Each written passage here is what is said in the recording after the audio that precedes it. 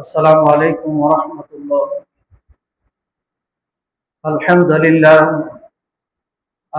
لله نحمده ونستعينه ونستغفره ونعوذ بالله من شرور أنفسنا ومن سيئات أعمالنا. من يهد الله فلا مضل له ومن يضلله فلا هادي له. ونشهد أن لا إله إلا الله وحده لا شريك له. ونشهد أن محمدا عبده ورسوله الذي أرسله بالحق بشيرا ونذيرا وداعيا إلى الله بإذنه وسراجا منيرا. فقد قال الله تعالى في كلامه المجيد والفرقانه الحميد: أعوذ بالله من الشيطان الرجيم. بسم الله الرحمن الرحيم. يا أيها الذين آمنوا لا تتخذوا الكافرين أولياء من دون المؤمنين. وقال الله تعالى: إن الدين عند الله الإسلام ومن يبتغي غير الإسلام دينا فلن يقبل منه وهو في الآخرة من الخاسرين. সমস্ত গুণগান, সমস্ত তারিফ মহান আল্লাহ তাআলার জন্য, যিনি আজকে জুমার সালাত আদায়ের জন্য মসজিদে আসার সুযোগ দান করেছেন। সেই প্রভুর দরবারে আমরা শুকরিয়া আদায় করি, আলহামদুলিল্লাহ। দরুদ ও সালাম বর্ষিত হোক প্রিয় নবী, বিশ্ব নবী মুহাম্মদ রাসূলুল্লাহ সাল্লাল্লাহু আলাইহি ওয়াসাল্লাম। আজকের জুমার মসজিদে উপস্থিত সম্মানিত শ্রদ্ধাভাজন মুসাল্লিন ইকরাম, আমি আপনাদের সামনে পবিত্র কালামে পাক থেকে দুটি আয়াত পাঠ করেছি। আয়াতকে সামনে রেখে একজন প্রকৃত মুসলিম ইমানদারদের বন্ধু হিসাবে কাকে গ্রহণ করা দরকার, একজন ইমানদারদের বন্ধু কে হতে পারে, এই বিষয়গুলো নিয়ে দু চারটি কথা আলোচনা করব। আমার তৌফিক ইল্লা বিল্লাহ। মহান আল্লাহ তাআলা লাখো শুকরিয়া আদায় করি যে আল্লাহ আমাদেরকে মুসলিম পরিবারে জন্মগ্রহণের সুযোগ দান করেছেন এবং মুসলিম হতে পেরেছি। এই জন্য মহান আল্লাহ তাআলার শুকরিয়া আদায় করি প্রাণ ভরে, আলহামদুলিল্লাহ। আল্লাহ চাইলে আমাদেরকে আরো যেগুলো অগ্রহণীয়, আল্লাহর কাছে অগ্রহণীয় যেই জীবন বিধান ধর্ম আছে, সেখানেও আল্লাহ আমাদেরকে পাঠিয়ে দিতে পারতেন, কিন্তু আল্লাহর বিশেষ অনুগ্রহ, আল্লাহর বিশেষ দয়ায় আল্লাহ আমাদেরকে মুসলিম পরিবার এবং মুসলমান হওয়ার সুযোগ দান করেছেন। এই জন্য আল্লাহর শুকরিয়া আদায় করি, আলহামদুলিল্লাহ। আল্লাহ রাব্বুল আলামিন পবিত্র কোরআনে ঘোষণা করছেন, ইন্নাদ-দীনা ইনদাল্লাহিল ইসলাম। আল্লাহর নিকটে একমাত্র গ্রহণীয় ধর্ম, জীবন বিধান হলো ইসলাম। ইসলাম ব্যতীত যে যেটারই অনুসরণ করুক না কেন, যেটা যতই সুন্দর হোক না কেন, আল্লাহর কাছে সেটা গ্রহণীয় নয়। আল্লাহ নিজেই পবিত্র কোরআনে ঘোষণা দিয়ে বলছেন, একমাত্র গ্রহণীয় বিধান হলো ইসলাম। যে ব্যক্তি ইসলাম ছাড়া অন্য কিছু তালাশ করবে, ইসলাম ছাড়া অন্যকে সে ভালো মনে করবে, ইসলাম ছাড়া অন্যকে সে ইসলামের সমতুল্য মনে করবে, আল্লাহ রাব্বুল আলামিন বলেছেন ওয়া ফিল আখিরাতি মিনাল খাসিরিন, তারা দুনিয়াতে এবং পরকালে ক্ষতিগ্রস্ত হবে। এই মুসলমান ইমানদারদের ইমানের উপর, ইসলামের উপর অবিচার থাকার কারণে বিজাতিরা কিভাবে তাদের জান মালের আবাস এর ক্ষতি করা যায়, তাদেরকে পঙ্গু করে দেওয়া যায়, সার্বক্ষণিক তারা এই ষড়যন্ত্রে লিপ্ত। সেটা হিন্দু হোক, বৌদ্ধ হোক, খ্রিস্টান হোক, নাসারা হোক, ইহুদি হোক, আল্লাহ বলছেন এরা সকলেই তোমাদের শত্রু, কেউ বা বড় শত্রু, কেউ বা একটু কম বেশি, সকলেই তোমাদের ক্ষতি, তোমাদের ধ্বংসের ব্যাপারে, ইমানদারদের জান মাল সম্মান ইজ্জত কিভাবে নষ্ট করবে, তারা এই ষড়যন্ত্রে সার্বক্ষণিক তাদের চিন্তা ফিকির। এই জন্য দেখেন এই 7 আপ বলেন, পেপসি বলেন, যেগুলো বিজাতিদের, ওদের কোম্পানি চালায় এবং সেইভাবেই তারা একটা পার্সেন্ট মুসলমানদেরকে কিভাবে ধ্বংস করবে, মুসলমানদের বিরুদ্ধে সম্পদ কিভাবে লাগাবে, তারা ওয়াদা দিয়ে কোম্পানি খুলে।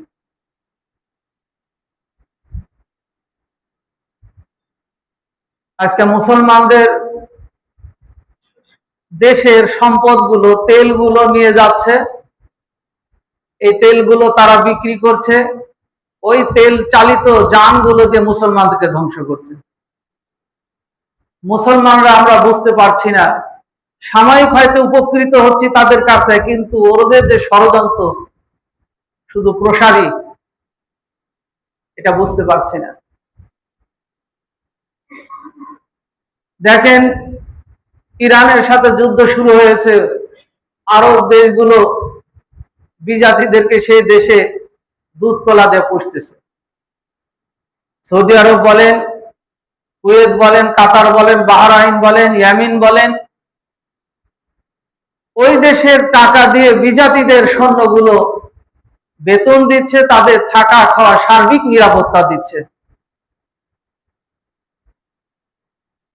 তারা চাইলে পারত যে না, বিজাতিদেরকে বর্জন করে আমরা মুসলমান এক হয়ে আমাদের দেশে সম্পদ আছে, ঐক্যবদ্ধভাবে বিজাতিদের, ইসলাম বিরোধীদের আমরা রুখে দাঁড়াবো। আল্লাহ রাব্বুল আলামিন সূরা তাওবার মধ্যে বলছেন আমি ওদের মনের মধ্যে ভয় দিয়ে দিয়েছি, যার কারণে বদরের যুদ্ধে আল্লাহ বলছেন যে একজন মুসলিম 10 জন ব্যক্তির শক্তি সঞ্চয় করে যুদ্ধের ময়দানে লড়ছিল এবং কাফেরদের অন্তরে ভয় সৃষ্টি করে দিয়েছিলেন। আল্লাহ একজন মুসলমানদের হাতে 10 জন সৈনিকের ক্ষমতা দিয়েছেন এবং তাদের অন্তরে এমন একটা ভয় দিয়ে দিয়েছেন, মুসলমানকে দেখলে যেন তারা ভীত সন্ত্রস্ত হয়ে যায়। অথচ তার উল্টা হয়েছে। এখন তার উল্টা হয়েছে, বিজাতিদেরকে আমরা বন্ধু হিসাবে গ্রহণ করছি, সেটা রাষ্ট্রীয় পর্যায়ে, ব্যক্তি পর্যায়ে, দল পর্যায়ে। বিজাতিকে বিজাতি হিসাবে, মুসলিমদের শত্রুকে শত্রু হিসাবে জেনে চলতে হবে। আল্লাহ রসুলের হাদিস, রসুল বলছেন যখন তোমরা রাস্তা দিয়ে চলবে, কোনো বিজাতিকে দেখলে তুমি তোমার মুসলমানিত্ব দিয়ে পার হবে, এ দেখে বাধ্য হবে, ভয়ে সন্ত্রস্ত হয়ে রাস্তার সাইডে নামতে বাধ্য হবে। মুসলমান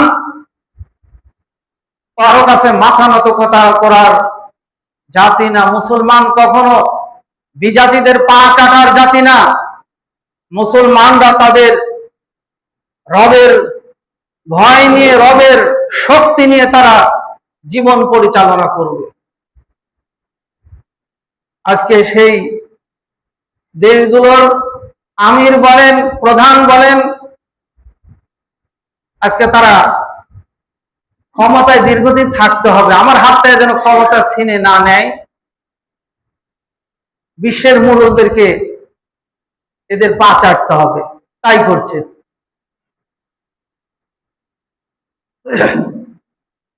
যে সমস্ত মুজাহিদ ভাইরা, যে সমস্ত সাহসী বীরেরা, যে সমস্ত মুসলিমরা অন্যায়ের বিরুদ্ধে, বিজাতিদের বিরুদ্ধে সংগ্রাম করছেন, আমরা মহান আল্লাহ তাআলার কাছে তাদের জন্য দোয়া করি, আল্লাহ যেন তাদের হাতে বিজয় দান করেন, আল্লাহ যেন তাদেরকে কালেমার পতাকা উঁচু করে নিয়ে যেন তারা চলতে পারেন, বিজয় অর্জন করতে পারেন, আল্লাহ যেন সে তৌফিক দান করেন।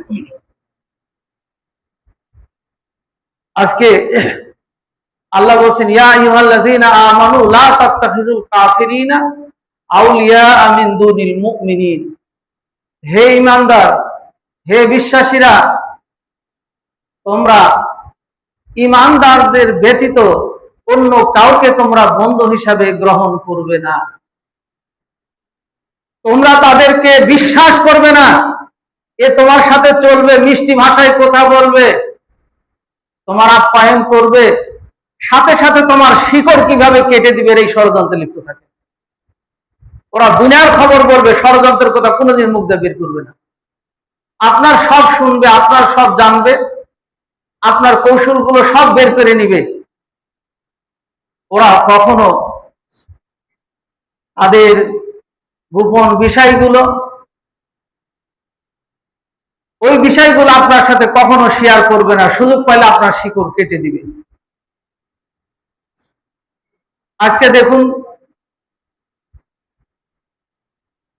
আমাদের দেশের কথা পরে আসি, কয়েকটি মুসলিম দেশ ধ্বংস করে দিল, ইরাক ধ্বংস করে দিল, লেবানন ধ্বংস করে দিল, আফগানিস্তান ধ্বংস করে দিল, ইরান আক্রমণ, কয়েকটি বিজাতির একদিকে হয়েছে, আর অন্যরা সাপোর্ট করে ধ্বংস করার পরিকল্পনা করছে। এক এক করে মুসলমানদের এতগুলো দেশ, এতগুলো জনপদ ধ্বংস করে দিচ্ছে। ফিলিস্তিন ধ্বংস করে দিল, এমনকি তাদের নবজাত গুলোকে হাসপাতালে, শিক্ষা প্রতিষ্ঠানে তারা হামলা করে ধ্বংস করে দিল। আমরা মুসলিম এক এক করে খালি সয়ে যাচ্ছি, এক এক করে আমরা দেখেই যাচ্ছি। আমার ভাইরা, কিয়ামতের দিন এর জন্য আল্লাহর কাছে জবাবদিহি করতে হবে। আল্লাহ বলেন, আমা লাকুম লা তুকাতিলুনা ফি সাবিলিল্লাহি ওয়াল মুস্তাদআফিনা মিনার রিজালি ওয়ান নিসাই ওয়াল বুলদানিল্লাযিনা ইয়াকুলুনা রাব্বানা। আল্লাহ বলেন, তোমরা কেন এত দুর্বল হয়ে পড়লে? তোমাদের সাহস এত, তোমরা বীরের জাতি, কেন তোমরা এত নিচু হয়ে গেলে? দেখছো না সেই দুর্বল পুরুষ, নারী, শিশুরা তোমাদেরকে ডাকছে, হাত ছানি দিয়ে যাচ্ছে, আসো তোমরা আমাদেরকে সাহায্য করো। হে আল্লাহ, তোমার পক্ষ থেকে আমাদের জন্য সাহায্যকারী পাঠাও। তোমাদের কানে, তোমাদের অন্তরে তাদের ডাক, তাদের কান্নাগুলো কি পৌঁছায় না? সেই মুসলিম ভাইদের পাশে তোমরা দাঁড়াতে পারো না? মুসলমানরা হিন্দুদের গির্জা পাহারা দিচ্ছি, মুসলমানরা হিন্দুদের আর্থিক সুযোগ সুবিধা করে দিচ্ছি, মুসলমানরা হিন্দুদের সাথে বন্ধুত্ব করছি, বিজাতিদের সাথে নরম বরফ শুরু করে দিয়েছি। এটা হয়তো সাময়িক লাভের জন্য, কোনো পদের জন্য, কোনো ক্ষমতার জন্য, অথবা কোনো সাময়িক উপকৃত হবে এই আশায় এইগুলোর সাথে জড়িয়ে পড়ছি। মুসলমান কেন হিন্দুদের, বিজাতিদের গির্জা পাহারা দিতে যাবে, মন্দির পাহারা দিতে যাবে? এই মন্দির, এই গির্জা, এই মূর্তি ভাঙার জন্য বিশ্বনবীকে পাঠিয়েছে। মোহতারাম হাজিরিন, মুসলমানরা যখন অন্যায়ের বিরুদ্ধে সোচ্চার হবে, বিজাতির একদিকে হয়ে ষড়যন্ত্র শুরু করে দিবে। আমরা জানি, আফগানিস্তানে যখন হামলা করা হলো, হামলার কয়েকটি কারণ ছিল। তার মধ্যে আল কায়দা সে দেশে, আল কায়দার নেতা সে দেশে বাস করছে। আর একটা কারণ ছিল, 100 ফুট বা 90 ফুট বা 100 ফুট দৈর্ঘ্য উচ্চ বৌদ্ধ মূর্তি সে দেশের তালেবানরা মূর্তির গোড়ায় রশি বেঁধে টেনে ভেঙে যখন তছনছ করে দিল, বিজাতিরা সকলে একজোট হয়ে গেল, এই দেশ ধ্বংস করতে হবে। তারা এক হয়ে মুসলমানদের দেশ আফগানিস্তান ধ্বংস করতে হবে সেই ষড়যন্ত্র আঁকতে লাগলো। আর দুঃখের বিষয়, সেই সময় ওই মূর্তি যখন ভেঙে ফেললো তালেবানরা, কিছু নামধারী কিছু মুশরিক মুসলিমরা কান্নায় ফেটে গেল, তাদের সাহায্য চালো যে এর অন্যায় করেছে, এদের বিরুদ্ধে তোমরা ষড়যন্ত্র, এদের বিরুদ্ধে তোমরা হামলা চালাও, দেশ দখল করো। এই নামধারী কিছু মুসলিমরা, সেখানে মুসলমানদের খুশি হওয়ার কথা ছিল। বিশ্বনবী মক্কা বিজয় করলেন। মক্কা বিজয়ের পর বিশ্বনবী ঘোষণা করলেন, আল জা আল হক ওয়া যাকাল বাতিল ইন্নাল বাতিলা কানা যাহুকা। আজকে সত্যের বিজয় হয়েছে, মিথ্যা পরাজিত। রাসূল সাল্লাল্লাহু আলাইহি ওয়াসাল্লাম কোরআনের সে আয়াত পড়ছিলেন, মুশরিকরা সেই পবিত্র কাবার মধ্যে যে মূর্তিগুলো স্থাপন করেছেন, রাসূল নিজ হাতে সেগুলো ভেঙে ফেললেন। মূর্তি পাহারা দেওয়ার জন্য নয়, মূর্তির ঘর নির্মাণ করার জন্য নয়, মূর্তি ভাঙ্গার পরে মুসলমানদের কান্না করার জন্য মুসলমান নয়। আফগানিস্তানে সেই মূর্তি ভাঙ্গার পর এই নামধারী মুশরিক মুসলিম কিছু কান্নায় ভেঙে পড়ছিল। মুহতারাম হাজিরিন, আপনি যদি মুসলিম হয়ে থাকেন, আল্লাহ বলেন, আমাই ইয়াবতাগি গায়রাল ইসলামে দীনান ফালা ইউকবালা মিনহু ওয়া হুয়া ফিল আখিরাতি মিনাল খাসিরিন। তুমি যদি ইসলাম ব্যতীত অন্য ধর্ম, অন্য জীবন বিধানকে, অন্য মতবাদকে তুমি যদি পছন্দ করো, তুমি পরকালে ক্ষতিগ্রস্ত হয়ে যাবে। যেটা আমার ইসলাম গ্রহণ করে না, যেটা ইসলামের নবী না করে দিয়েছেন, যেটা বিশ্ব স্রষ্টা সব কিছুর মালিক যেটাকে হারাম করে দিয়েছেন, সেটা মুসলিম হিসাবে আমাকে আপনাকে বর্জন করতে হবে, সেগুলোর সব কিছু থেকে নিজেকে দূরে রাখতে হবে। আফগানিস্তান ধ্বংস করে দিল মিথ্যা অজুহাত দিয়ে, মিথ্যা অপবাদ দিয়ে। ইরাকটা ধ্বংস করলো, যেখানে কোনো পারমাণবিক বোমা পেল না, পারমাণবিক বোমার ইস্যু তুলে ধ্বংস করে দিল। ফিলিস্তিনে জঙ্গি তকমা দিয়ে গোটা ফিলিস্তিনটা ধ্বংস করে ফেললো। আমার ভাইরা, আমাদের দেশটা নিয়ে ষড়যন্ত্র চলছে, আমাদের দেশটা নিয়ে বড় ষড়যন্ত্র চলছে। এই যে গাইবান্ধার পলাশবাড়িতে একটা শিব মূর্তি নির্মাণ করছে, যার উচ্চতা হলো 80 ফিট। এর আগে আরো দুটা মূর্তি বানিয়েছে, একটা 30 ফিট, একটা 50 ফিট। 30 ফিট বানিয়ে কোথায় বানিয়েছে? বড় রাস্তার পাশে। একটার পর একটা স্থাপন করছে, জায়গা জমি ক্রয় করছে। আর এতটা নির্মাণের খরচ, যেটা বর্তমান 80 ফিটের নির্মাণ কাজ চলছে, সেটা কয়েক কোটি অলরেডি ব্যয় হয়ে গেছে। এর কারণটা কি? আমাদেরকে দেশটা নিয়ে যে ষড়যন্ত্র চলছে, একটু ভাবতে হবে আমাদের। খালি রাজনৈতিক কন্দল নিয়ে আমরা বসে থাকলে হবে না, মাযহাবী ফতোয়া নিয়ে বসে থাকলে হবে না। আমাদের একে অপরের শত্রুতা করে উল্লাসে বসে থাকতে হবে না, উল্লাস করতে হবে না, বরং আমাদের দেশটা, আমাদের মাতৃভূমিকে রক্ষা করার জন্য যে ষড়যন্ত্র হচ্ছে, সেগুলো রুখতে হবে আমাদের। আশ্চর্যের বিষয় একটা দেখেন, একটু ভাবেন, যেই লোকটা মন্দির, ওই মূর্তি, শিব মূর্তি নির্মাণ করছে 80 ফুট, সে একজন মুসলিম, তার নাম তাওহীদ ইসলাম। তাওহীদ ইসলামের বাড়ি হলো বগুড়া শেরপুরে। তাওহীদ ইসলামের বাবা হিন্দু, সে গাইবান্ধা আসে, পলাশ বাড়িতে এসে তার নামটা চেঞ্জ করে, তার নাম হলো হরিদাস। তার বাবার 3 নাম্বার ছেলে হরিদাস গাইবান্ধা এলাকায় এসে তাওহীদ ইসলাম নাম ধারণ করে এবং একটা মুসলিম সবজি ব্যবসায়ীর পরিবারে জামাই হয়ে যায়। মেয়েকে বিয়ে করে সেই পরিবারের সাথে সে সেখানে বসবাস করে। হরিদাসের বাবা এখনো গুচ্ছ গ্রামে বাস করে। আজ থেকে মাস 2 আগেও ছেলের কাছে বাবা আসছিল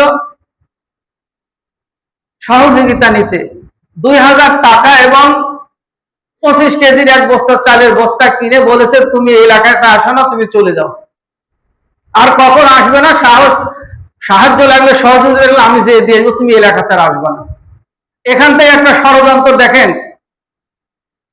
এই তাওহীদ ইসলাম 30 ফুটের একটা মূর্তি নির্মাণ করেছে, তারপরে 50 ফিটের একটা করেছে, 80 ফিটের আরেকটা শুরু করেছে, যার নির্মাণ ব্যয় প্রায় কয়েক কোটি টাকা হচ্ছে।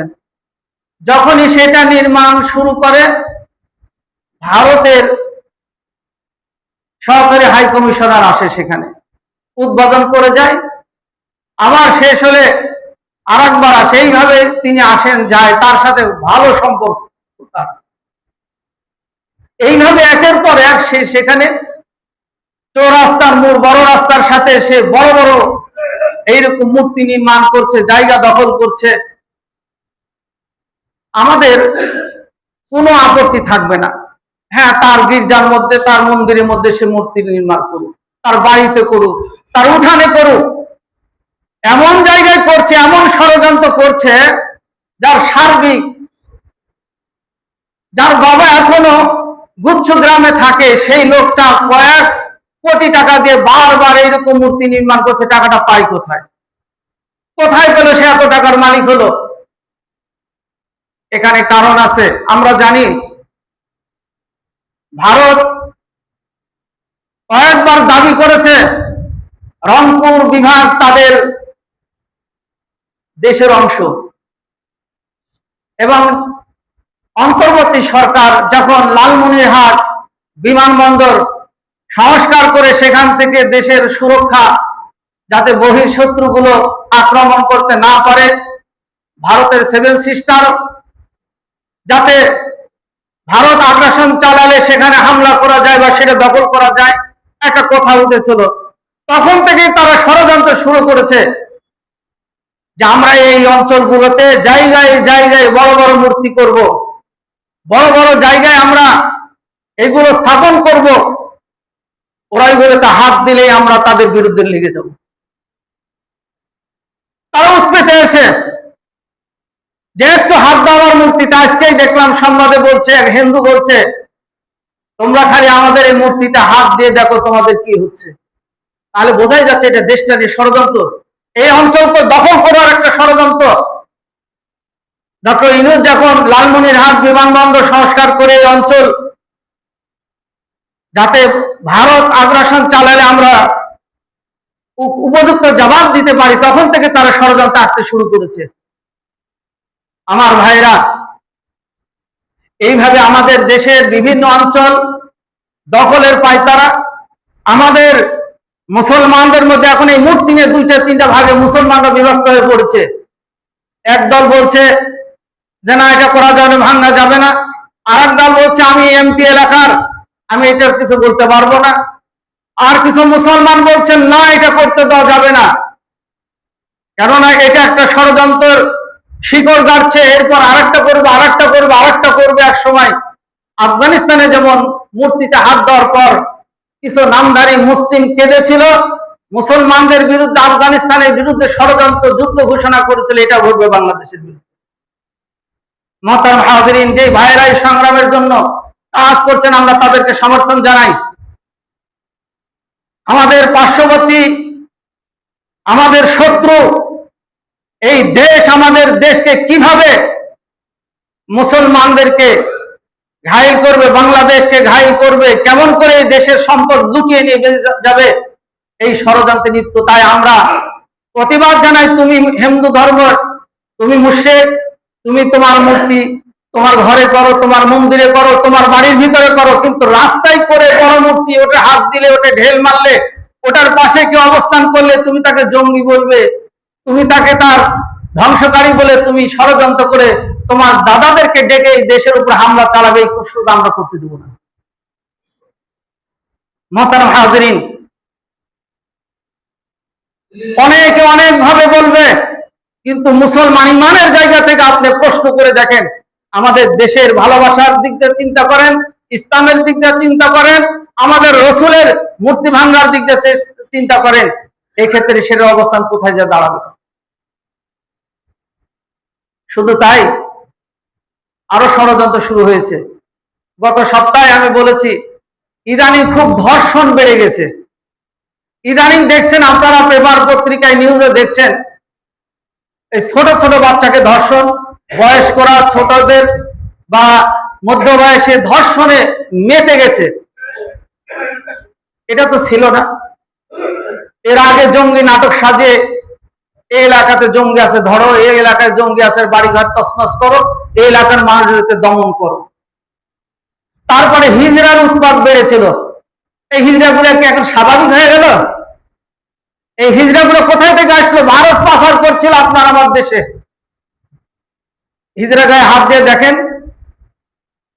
আমি নিজেই এই মসজিদ থেকে হিজড়ার বিরুদ্ধে কথা বলেছি, থানাতে ওসি সাহেবের বলেছি, আমি নিজের ওসি সাহেবের সামনে দাঁড় বসে বলেছি যে হিজড়া বাড়িতে যে মানুষের বাড়িতে চাঁদাবাজি করছে, মানুষের বাড়িতে যে অশ্লীল বেহাপনা ভাবে তারা বিভৎস অবস্থায় তারা গালিগালাজ করছে, আপনারা এর পদক্ষেপ নেন।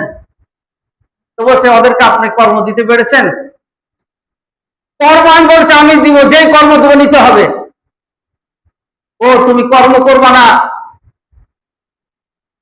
গায়ের ঘাম ঝরাবে না, তুমি মানুষের বাড়িতে যে চাঁদা দাবি করবে, এর বাড়িতে বিয়ে, এর বাড়িতে সন্তান হয়েছে, এ দালান বাড়ি করছে, ওর বাড়িতে চাঁদা খাবে, কেউ প্রতিবাদ করলে তার উপর হামলা করবে। থানার ওসি পর্যন্ত এই কথা ব্যবহার করছে, আমি দেবো তাকে কর্ম, যেগুলো আছে আপনি দেন, আমি কর্ম দিব। সেটা বাসা বাড়িতে হোক, দোকানপাটে হোক, যেখানে হোক আমরা উদ্যোগ নিব মসজিদের মুসল্লিদের নিয়ে। আমার ভাইরা, হিজড়া দিয়ে একবার আমাদের দেশে উৎপাত শুরু করে, বনী ইসরায়েলের যে হুকুম কখনো ওই হুকুম দিয়ে ব্যাংক দিয়ে অত্যাচার করেছে, এই বাংলার মুসলমানদেরকে কখনো জঙ্গি নাম দিয়ে উৎপাত শুরু করেছিল, আবার হিজড়া দিয়ে এখন হলো ধর্ষণ ষড়যন্ত্র চলছে। হঠাৎ করে 2 মাস 3 মাস থেকে দেখেন, ছোট বড় নারী পুরুষ একে অপরের সাথে এমন ভাবে হত্যা করে ফেলছে। এটা আমাদের দেশকে অস্থির করা, বাংলাদেশকে একটা অস্থির রাষ্ট্রে পরিণত করে একটা সুযোগ নেওয়া, এইগুলো ষড়যন্ত্র। তাই আমাদেরকে ব্যাপারে সজাগ হতে হবে। আর দেখুন, মুসলমানদেরকে আর্থিকভাবে পঙ্গু করে দিবে, মুসলমানদের আর্থিকভাবে পঙ্গু করে দেওয়ার ষড়যন্ত্র। যেই ব্যাংকগুলো বা যেই কোম্পানিগুলো চাচ্ছে সুদমুক্ত অর্থনীতি চালু করা, সেগুলোর বিরুদ্ধে ষড়যন্ত্র। সেগুলোর বিরুদ্ধে দেখেন ষড়যন্ত্র, কিভাবে সেই প্রতিষ্ঠানের অর্থ আত্মসাৎ করা যায়, সেই প্রতিষ্ঠানকে ধ্বংস করে দেওয়া যায়, সেই কোম্পানিকে কিভাবে বন্ধ করে দেওয়া যায়, বিভিন্ন ভাবে তারা কৌশল আঁকছে, সেগুলো ধ্বংস করে দিবে, যাতে করে মুসলিমরা, প্রকৃত মুসলিমরা মাথা চাড়া দিয়ে উঠতে না পারে। এক এক করে আমাদের এই মাতৃভূমি জন্মভূমির বিরুদ্ধে একটা শান্ত পরিবেশ অশান্ত করে কিভাবে ফায়দা লুটা যায়, সেইভাবে নামধারী কিছু মুসলিম বিজাতিদের সাথে হাত মিলিয়ে এই ষড়যন্ত্রগুলো করছে। আমার ভাইরা, আমাদেরকে আমাদের দেশ নিয়ে ভাবতে হবে, আমাদের সমাজ নিয়ে ভাবতে হবে, আমাদের ছোট নিয়ে ভাবতে হবে। গত সপ্তাহে বলেছি, হঠাৎ করে এত ধর্ষণকারী বেড়ে গেল, এই ধর্ষণকারীকে উপযুক্ত বিচারের সম্মুখীন করেন। যদি না পারেন তাহলে আমাদেরকে বলে দেন, বিচার হবে ইসলামিক আইনে। ইসলামিক আইনে 10টা বিচার করে আপনি 2টা বিচার করে টিভির পর্দায় দেখিয়ে দেন, ধর্ষণকারী পালিয়ে যাবে দেশ থেকে, ষড়যন্ত্রকারী পালিয়ে যাবে। একটা নিষ্পাপ শিশুকে ধর্ষণ করছে, একটা নিষ্পাপ ব্যক্তিকে হত্যা করছে, ধর্ষণ করছে। ধর্ষণ আর হত্যা মামুলি বিষয় মনে করছে। এটা মুসলিমরা করছে না, বরং অন্যের টাকায় অন্যের ষড়যন্ত্রের শিকার এই মুসলিমরা এই কাজে কখনো মুসলিম দিয়ে কখনো মুসলিম দিয়ে এই ষড়যন্ত্রগুলো করে যাচ্ছে। আল্লাহ বলছেন, যদি তুমি ইসলাম ব্যতীত অন্য জীবন বিধানকে তুমি তোমার জীবন বিধান হিসাবে গ্রহণ করো, তাহলে তুমি পরকালে ক্ষতিগ্রস্ত হবে। আমার ভাইরা, তাই আমাদের আর্থিক প্রতিষ্ঠানগুলো, আর্থিক কোম্পানিগুলো যেগুলো সুদ মুক্ত চালানোর চেষ্টা করছে, সেই বিষয়গুলো আমাদেরকে খেয়াল রাখতে হবে। 2 হলো আমাদের দেশ নিয়ে যে ষড়যন্ত্র চলছে, দেশে বিভিন্ন জায়গায় বিজাতিরা এই দেশে থাকবে, শান্তিতে থাকবে, তাদের জান মালের নিরাপত্তা দিতে হবে, কিন্তু তারা উগ্র হয়ে তারা বিশৃঙ্খলার বীজ বপন করলে সেটা মুসলমানরা মেনে নিবে না। একজন মুসলমানের একজন অমুসলিম দেশে মুসলিম দেশে যদি বাস করতে চায়, ইসলাম পূর্ণ নিরাপত্তা দিয়েছে, তার জান মাল সবকিছু। কিন্তু অমুসলিম হয়ে এমন একটা অশান্তির বীজ বপন করছে, আবার হুমকি দিচ্ছে, ওখানে হাত দিয়ে দেখো তোমাদের কি খবর হয়। তাহলে আপনি এটা কিভাবে মেনে নেবেন? কি এটা আপনি মনে করছেন? আল্লাহ আমাদের সকলকে এই বাংলাদেশ মাতৃভূমি মুসলিম দেশ, এই শান্তির দেশ, এই উর্বর দেশ, মুসলমানদের দেশ, আল্লাহ যেন হেফাজত করেন। আল্লাহ যেন এই মুসলমানদেরকে সচেতন করেন। অন্যায়ের বিরুদ্ধে শক্তভাবে প্রতিহত করতে হবে। দেশীয় শত্রু, বহিঃশত্রু, এগুলো যেন কোনোভাবে আমাদের জান মাল, আমাদের শান্তি নষ্ট করতে না পারে, সে ব্যাপারে আমাদেরকে সজাগ হতে হবে। আমাদের মধ্যে বিভেদ ভুলে যেতে হবে, আমাদের মধ্যে দেশপ্রেম আনতে হবে। আমাদের মধ্যে রাজনৈতিক মতপার্থক্য থাকতেই পারে, কিন্তু একজন আরেকজনকে ঘায়েল করে ফেলবো, একজন আরেকজনকে নিশ্চিহ্ন করে ফেলবো, এই রাজনীতি থেকে আমাদেরকে বেরিয়ে আসতে হবে। আপনি মুসলিম হিসাবে যা করেন, কিন্তু ইসলামের ক্ষেত্রে, ইমানের ক্ষেত্রে, দেশের ক্ষেত্রে আমরা সব ঐক্যবদ্ধ। আজকে দেশের একজন যদি ওইরকম সৈনিক, কর্ণধার, বলিষ্ঠ ভূমিকা রাখতে পারেন এমন ব্যক্তি যখন মাথা ছাড়া দিয়ে উঠছে, বিজাতিরা তাদের ষড়যন্ত্রের শিকার হচ্ছেন, তিনি কখনো হত্যা করে, যেমন আজকে আমরা বলতেই পারি একটা বলিষ্ঠ কণ্ঠস্বর হাদি সাহেব ছিলেন, কিভাবে তাকে হত্যা করা হলো। এই হত্যাকারী যারা আশ্রয় নিয়েছে ভারতে, আমাদের শত্রু, এরা আশ্রয় দিয়ে রেখেছে। এই দেশের ষড়যন্ত্রকারীরা, এই দেশের যারা জুলুমবাজ, তাদেরকে আশ্রয় দিয়েছে। তাহলে বুঝবেন কি আপনি তাদেরকে মিত্র মনে করতে পারেন, তাদেরকে আপনার আপনজন মনে করতে পারেন। তাই আমাদেরকে সজাগ হতে হবে। শত্রুকে শত্রু হিসাবে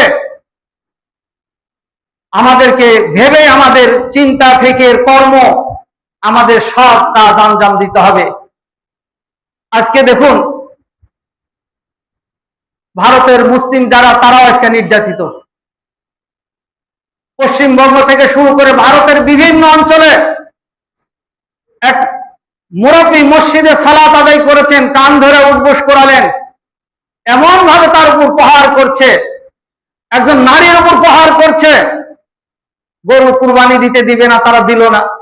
এখন মুসলিম তো স্বাধীনভাবে তার ধর্ম পালন করবে, তার কর্ম পালন করবে, স্বাধীনভাবে বসবাস করবে। সেই মুসলমানদের উপর, সেই মুসলিম মা বোনদের উপরে পাশবিক নির্যাতন চালাচ্ছে এবং ষড়যন্ত্র করে এই দেশে পার করে দেওয়ার ষড়যন্ত্র করছে। তাহলে আমাদের দেশটাকে কিভাবে তারা ধ্বংস করে দেওয়ার পায় তারা করছে, বিষয়গুলো আমাদেরকে মাথায় রাখতে হবে। যে মুসলিম ভাইদের উপর নির্যাতন চলছে, যে মুসলিম ভাই বোনদের উপরে পাশবিক অত্যাচার চলছে। আমরা দোয়া করি আল্লাহ তোমার পক্ষ থেকে তাদের জন্য তুমি সাহায্যকারী পাঠিয়ে দাও। এই ভারতবর্ষ এক সময় মুসলিমরা শাসন করেছিল।